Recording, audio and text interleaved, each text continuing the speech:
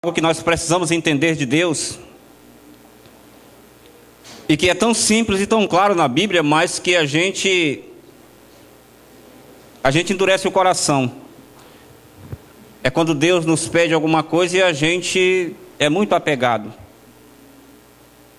E isso faz com que a gente, na verdade, perca o melhor de Deus, porque, irmãos, base do Evangelho é renúncia. Aliás, princípio do Evangelho de Jesus Cristo é renúncia, é morte. Segundo o Evangelho, só vive aqueles que morrem. Isso parece ser uma contradição, humanamente falando, irmãos, mas isso é a Bíblia, isso é o Evangelho. Jesus disse que aquele que quer me seguir tem que renunciar à sua vida, tem que morrer para si mesmo. Esse é o princípio do Evangelho. Se nós queremos ser pessoas melhores, então nós temos que morrer para nós mesmos, para nossas vontades. Irmãos, e isso, claro, nós sabemos que essa é a parte mais complicada de servir a Jesus, não é, irmãos? O complicado de obedecer a Deus, de se submeter aos princípios de Deus, da Bíblia, não é deixar de tomar cachaça, não é deixar de fumar maconha, não é deixar de cheirar cocaína. Isso aí é muito fácil, irmãos, essa libertação. Não é deixar de cheirar cola, tinha uns que gostavam de cheirar cola, não é? Essa não é a parte mais difícil, não. Essa não é a parte mais difícil, não, irmãos. Essa é a parte mais fácil. Essa é a parte onde nós, falando de uma forma humana, nós não damos trabalho para Deus. Porque, meu irmão, deixar um vício é algo simples, quando nós queremos, claro. Mas essa é a parte mais fácil. Agora, a parte difícil, irmãos, é justamente aonde a Bíblia e Jesus e todo o contexto bíblico diz que nós temos que morrer para nós mesmos.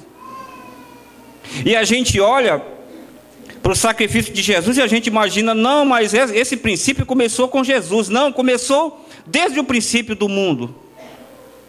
Desde o princípio, irmãos, desde os primórdios da criação, Deus instituiu esse princípio de morte para nós mesmos. Lembra de Adão e Eva? O que é que Deus falou para Adão e Eva? Olha, aqui está um jardim todo preparado, todo adornado, todo frutífero, e vocês podem aproveitar de tudo que vocês quiserem nesse jardim. Somente de uma árvore que tem o conhecimento do bem e do mal, vocês não podem tocar desse fruto, porque no dia que vocês tocarem, vocês morrem. Sabe o que significa isso, irmãos?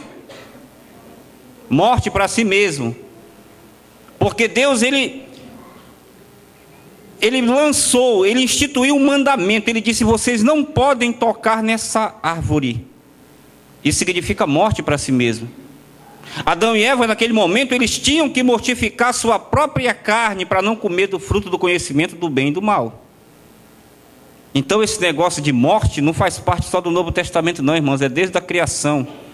Porque isso é um princípio de Deus, isso na verdade é um princípio universal. Que nós precisamos morrer para nós mesmos, e essa é a parte mais difícil do Evangelho. Não porque seja difícil por Deus, mas é porque nós tornamos complicado e difícil pelas nossas vontades que são muito afloradas, pelas nossas convicções, pelo nosso próprio ego, pela nossa própria formação. Muitos de nós fomos formados e criados tendo tudo aos nossos pés. Muitos de nós fomos criados e formados com o nosso papai e mamãe fazendo todos os nossos gostos. Muitos de nós fomos criados assim. Ter tudo à mão, ter tudo fácil. E quando se fala de ter tudo à mão, não estou falando somente daquelas pessoas que têm muito dinheiro e dá tudo para o filho, não. Tem muitos filhos que são pobres, filhos de pais pobres, mas que os pais fazem tudo o que os filhos querem. E quando nós aceitamos a Jesus Cristo, a situação muda de figura, meu irmão, porque, como eu sempre digo, Deus, Ele não cria e não forma filhos mimados. Deus, Ele de certa forma, Ele exige a nossa obediência. E é justamente aí onde nós encontramos o maior confronto do Evangelho e de servir a Jesus Cristo, é nós morrermos para nós mesmos. Mas se você quiser resumir o Evangelho, essa única palavra resume: morte.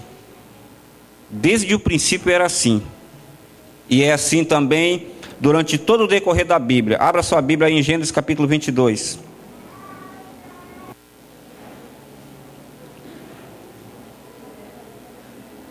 Gênesis capítulo 22.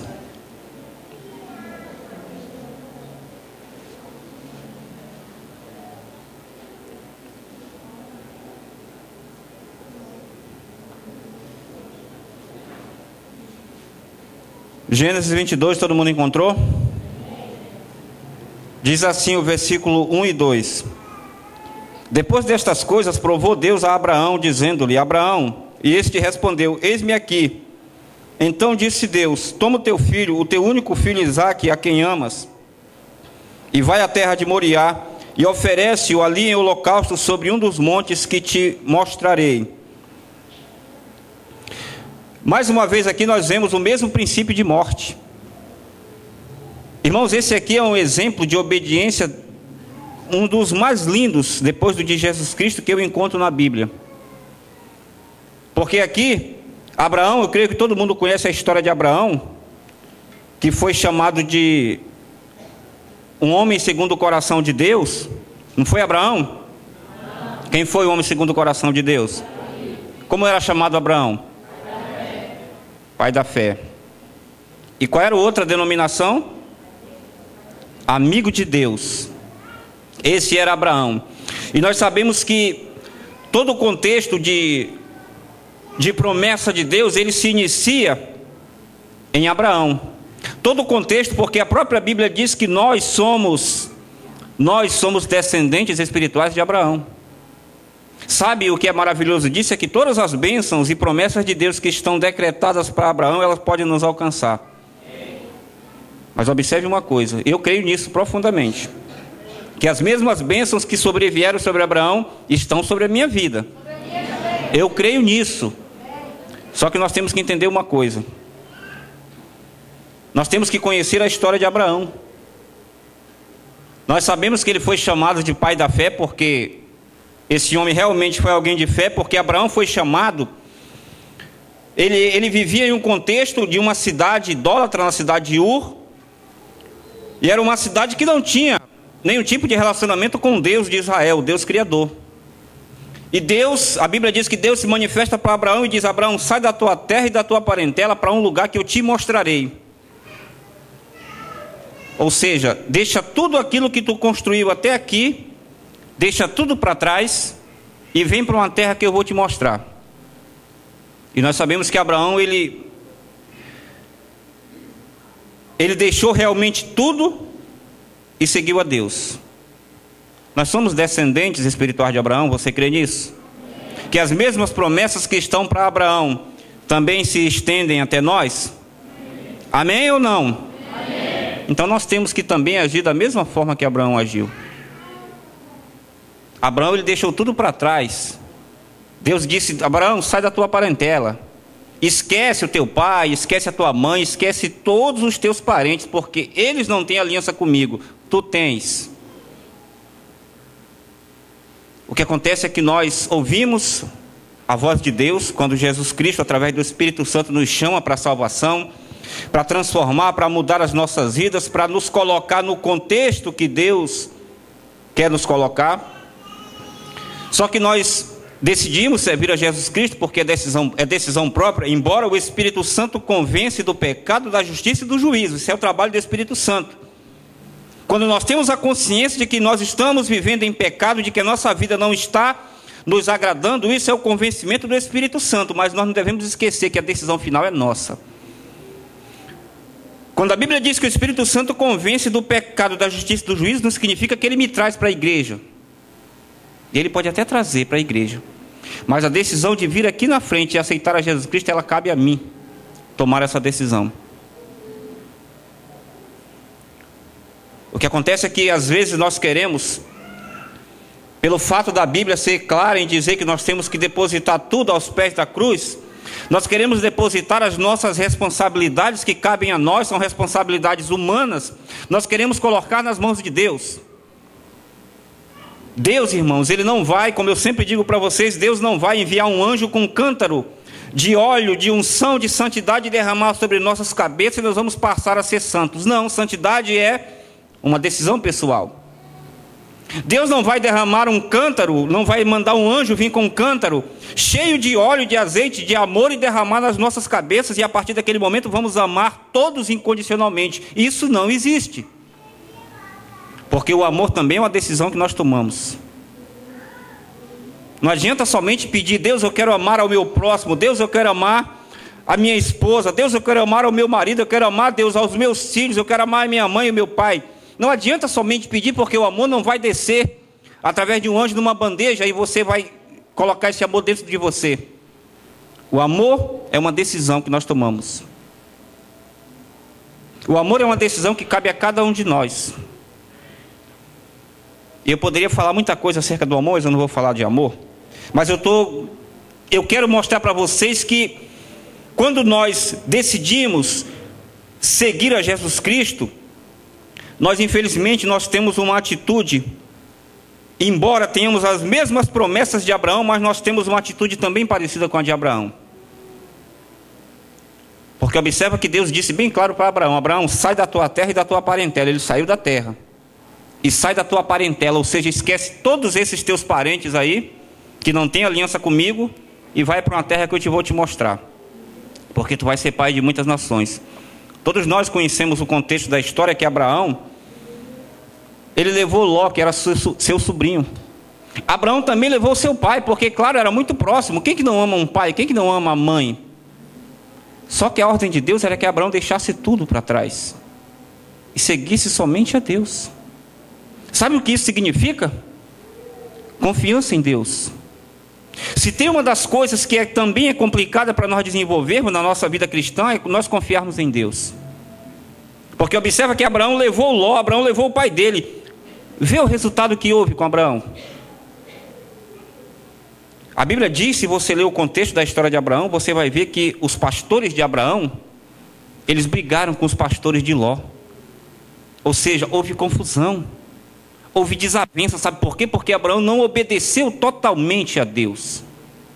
Abraão era falho como nós somos. Ele não era um homem perfeito como nós também não somos. Mas com certeza o exemplo de Abraão traz para nós um grande ensinamento. Deus disse: deixa tudo para trás e me segue que eu vou te abençoar abundantemente. Abraão, ele fez a mesma coisa que muitos de nós fazemos também. Quando nós decidimos por Jesus Cristo, nós queremos servir ao Senhor. Nós queremos que a nossa vida seja transformada em todos os contextos, e essa é a vontade, e o plano e o propósito de Deus, porque eu creio nisso e a Bíblia diz isso. E nós precisamos crer nisso. Só que tem um detalhe: nós queremos as promessas de Deus, queremos também herdar a vida eterna com o Senhor, mas nós queremos trazer a nossa parentela junto. E aí, irmãos, é onde acontecem os problemas. É aí onde se manifestam os conflitos. Porque Deus não tem aliança com a nossa parentela. E quando eu estou falando agora de parentela, eu não estou falando dos teus parentes, não. Eles até podem entrar nesse contexto, mas não são os teus parentes. Quando nós decidimos viver uma vida com Jesus Cristo, nós temos que romper com tudo aquilo que pode roubar a nossa vida com Deus, irmãos. E é justamente aí onde nós encontramos a maior dificuldade, porque aí exige a morte para o nosso eu. Aí exige a morte para as nossas vontades. Irmãos, e todos nós, como seres humanos, somos acostumados a tomar as nossas próprias decisões. Principalmente aquelas pessoas que foram criadas em um contexto familiar, onde elas começaram desde cedo a ter responsabilidade. Principalmente essas pessoas. Principalmente pessoas que não dependem uns dos outros. Por exemplo, tem esposas que não dependem do seu marido para nada, só para procriar. O que já é uma vantagem. Pelo menos isso. Embora não seja totalmente bíblico, mas já é uma vantagem, já é grande coisa. Já é grande coisa. Tem filhos que dependem completamente dos seus pais. É claro, irmãos, que o propósito de Deus principalmente na sua presença, não é que nós sejamos independentes, porque nós temos que depender de Deus. Nós temos que confiar a nossa vida completamente nas mãos de Deus. Foi o que Abraão não fez. Deus chamou Abraão e descortinou sobre a vida de Abraão as suas promessas. Olha, vem porque tu vai ser pai de multidão, me segue. Tu vai ser pai de multidão e tu vai ser muito próspero e abençoado. Abraão foi, mas Abraão ele levou um escape. Abraão ele levou como que uns sustentos, levou seu sobrinho, levou seu pai. Só que Deus não tinha aliança com a família de Abraão. É tanto que, se você acompanha o contexto, depois que houve a confusão, depois que houve toda aquela contenda entre os pastores de Ló e os pastores de Abraão, Abraão disse para Ló: olha, escolhe onde tu quiseres aqui, olha para todos os lados, onde tu achar melhor, vai para um lado, que o lado que tu for, eu vou pegar o lado contrário. E Ló escolheu as campinas, a Bíblia diz, próximo de Jericó. E nós sabemos que ele foi parar em Sodoma e Gomorra, e nós conhecemos o final da história de Ló. Mas o que Deus quer nos ensinar nesta noite, que nós precisamos romper com tudo aquilo que pode comprometer a nossa aliança com Deus. Abraão, ele foi alguém que confiou em Deus. Observa, agora eu vou entrar no que eu li para vocês. Eu tinha que falar sobre o contexto de Abraão. Como eu disse, essa para mim é uma das provas de obediência mais lindas que a Bíblia nos mostra. Abraão, esse homem que no início era alguém que não confiou totalmente em Deus, agora Deus ainda pede uma coisa mais complicada e muito mais difícil. Deus disse para Abraão: Abraão, agora tu pega o teu único filho que eu te prometi, passei 25 anos te prometendo e te dei agora, e sacrifica o teu filho para mim. E Deus foi bem claro, ele disse, cadê? Oferece-o ali em holocausto. Sabe o que significa holocausto, irmão? Sabe o que significa um holocausto? Que Abraão teria que entregar Isaac como um sacrifício, mas degolar o seu próprio filho. Ele não tinha somente que entregar Isaac a Deus, ele tinha que degolar Isaac, porque isso era o holocausto. Esse foi o sacrifício que Deus pediu a Abraão. Só que aqui já havia se passado muitos anos e Abraão já havia aprendido a lição. O que faz nós persistirmos, irmãos, em muitas tribulações e dificuldades, eu falei sobre isso domingo passado e vou falar um pouquinho mais, é porque nós não aprendemos as lições que Deus quer nos ensinar. Entenda que nós chegamos na presença de Deus, como eu disse, com um contexto de vida todo distorcido. Muitas das nossas práticas nós praticamos porque nós aprendemos assim, porque alguém nos falou. E nós aprendemos e praticamos por tradição, não porque era uma verdade absoluta de Deus. Nós fazíamos muitas coisas porque os nossos ancestrais faziam, os nossos antepassados faziam, mas não por ser uma verdade absoluta. O que traz confronto para muitas pessoas que se entregam a Jesus é justamente isso.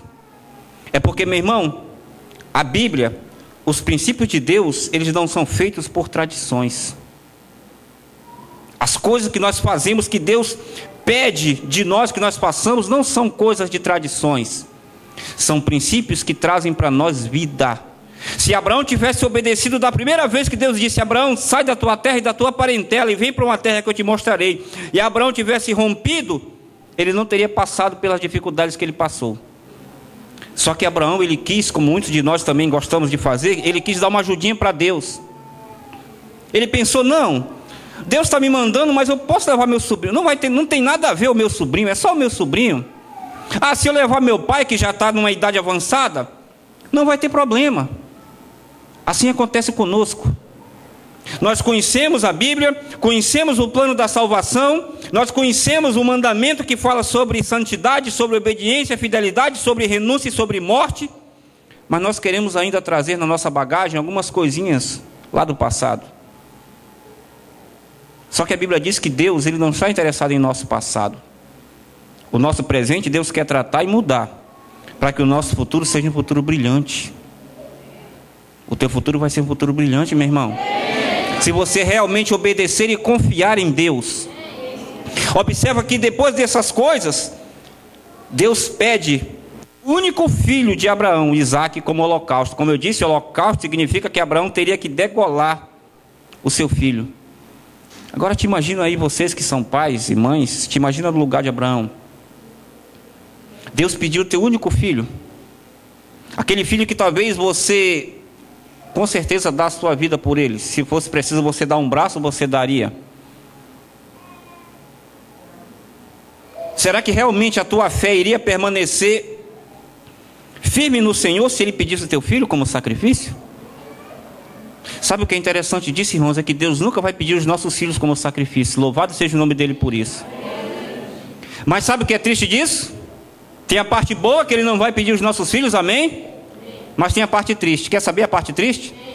É que nós, diferente de Abraão, nós negamos a Deus por muito menos do que os nossos filhos. Deus não pede de nós os nossos filhos como sacrifício, mas nós ainda assim negamos. As coisas que Deus pede que nós deixemos de lado, as coisas que Deus pede que nós renunciemos, são coisas muito simples e pequenas. E o que é interessante, irmãos, é que na maioria das vezes são coisas que nos levam a uma queda. E Deus pede, e nós, diferente de Abraão, porque Abraão entregou seu filho para a morte. E nós, diferente de Abraão, nós queremos entregar. O Senhor às vezes pede de nós somente um pouquinho a mais do nosso tempo para nós entregarmos a Ele em oração, em busca, em santidade. Nós não queremos entregar. Deus não está pedindo um filho, Ele pede só um tempinho. Deus às vezes pede para muitos de nós somente uma consagraçãozinha de 40 dias. Somente 40 dias se consagrando. 40 dias orando todos os dias na igreja, somente isso, depois passa. E muitos fazem por obrigação. Outros nem fazem. Deus não está pedindo os nossos filhos. Ele pede coisas muito menores e nós não queremos dar para Deus. Deus às vezes pede de nós somente 1 ou 2 horas aqui no culto para ouvir a palavra, para ser edificado. Somente o que Deus pede. Mas quantas vezes você vem para a igreja sem vontade? Talvez hoje mesmo tem pessoas aqui que estavam sem vontade alguma de estar aqui. Que vieram porque eu vou.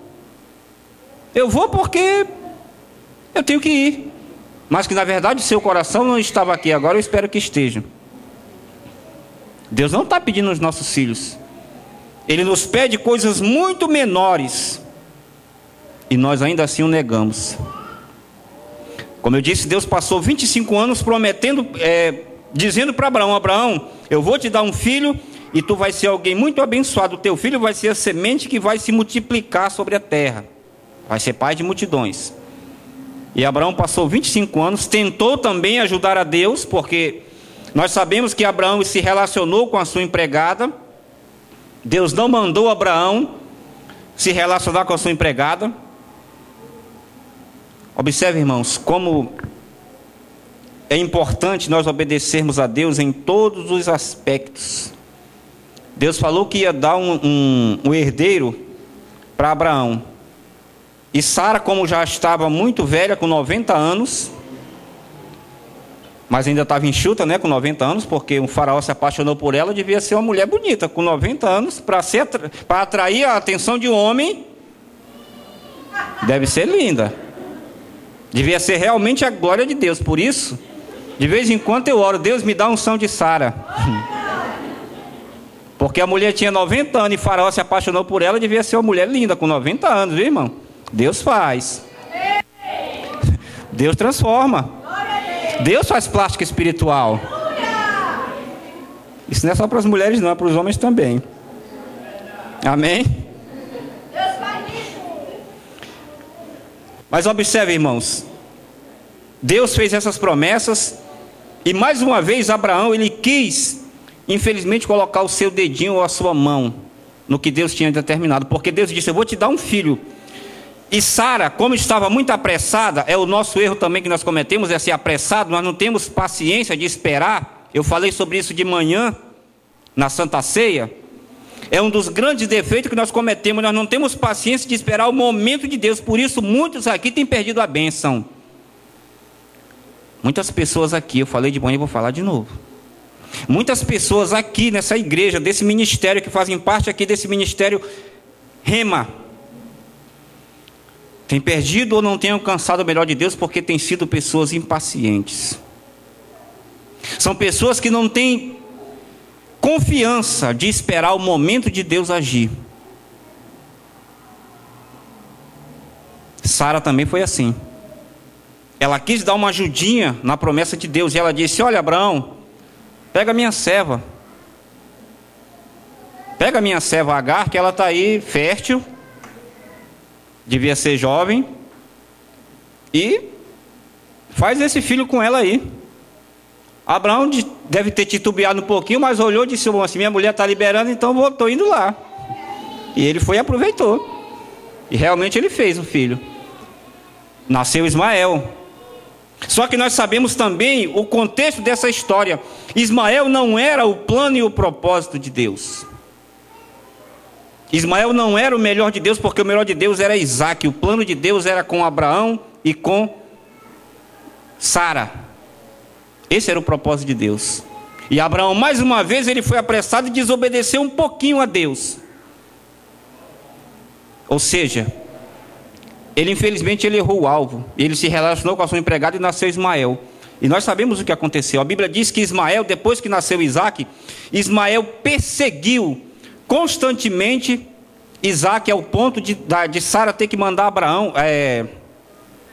Agar com Ismael ir embora. E você quer ver o resultado dessa desobediência? Você quer saber do resultado? Olha hoje para a guerra que se trava entre Israel e Palestina. Quem que você acha que faz parte dessa briga aí? Eu estou confundindo o nome do filho de Abraão. Isaac e Ismael. Isaac da parte de Israel, Ismael da parte da Palestina. Sabe por quê? Que essa guerra dura por séculos e séculos por uma única desobediência de Abraão. Vocês estão entendendo?